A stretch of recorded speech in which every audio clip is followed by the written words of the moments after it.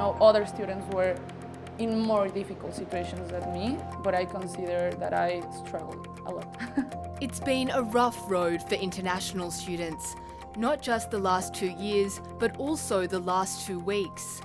I know things can change from today and tomorrow. I don't want to make plans anymore. I don't want to have expectations about anything. When Montserrat Miranda Monroy came to Sydney from Mexico 2 years ago, she expected a vibrant campus and a bustling social life.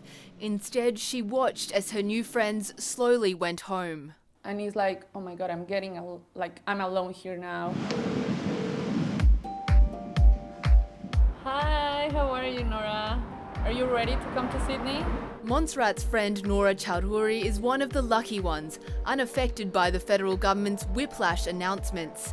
She's one of 250 students who will fly into Sydney on a chartered flight from Singapore tomorrow, organised by the state government. I think booking onto the pilot flight was a no-brainer to begin with, because that was also the only option available. All other overseas students are locked out of the country until at least mid-December. I think what's going to happen is that next year is going to be the most difficult for universities. Last year, there was about a reduction of 60 to 80,000 international students as those finishing their courses kind of transitioned out. And it's going to take some time for those new students to come back and to come back in sufficient numbers. Some in the sector are more optimistic. We're going to recover this ground very, very quickly. And all early indicators, both from potential students and from our recruitment channels, are that we're going to recover very, very quickly. The University of Wollongong lost half of its international students and half of its international income. I think that regional universities have to work a lot harder to attract students than the GO8s, and certainly that's related to brand recognition. There are now 200,000 fewer international students enrolled at Australian institutions than in 2019. 40,000 tertiary education jobs, that's 1 in 5 positions, have been lost. Universities Australia estimates the sector has lost almost $4 billion in revenue.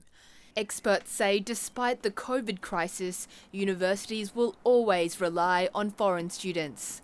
The general feeling is that no university would actually be viable without them. While many are desperate to get to Australia, students like Sophia Dottie are annoyed by the process. We're still waiting. I've lodged my visa since March. I actually started my classes since February, and we don't know how long this thing is going to go for.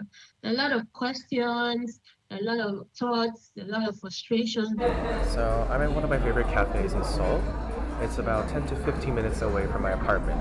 I usually come here once to twice a week because I can focus. Jong-un Song is in two minds about whether to still come to Sydney, partly because it's so expensive. Studying remotely does not necessarily guarantee better grades, but then I personally think it's easier. Before the pandemic, education was Australia's third largest export industry. But foreign students don't just affect the university sector.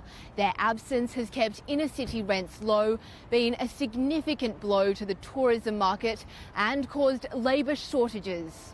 I think now it's imperative that they open the borders to receive international students. And I think all the industry, retail and hospitality, they are waiting for it. I think overall it's going to be really exciting.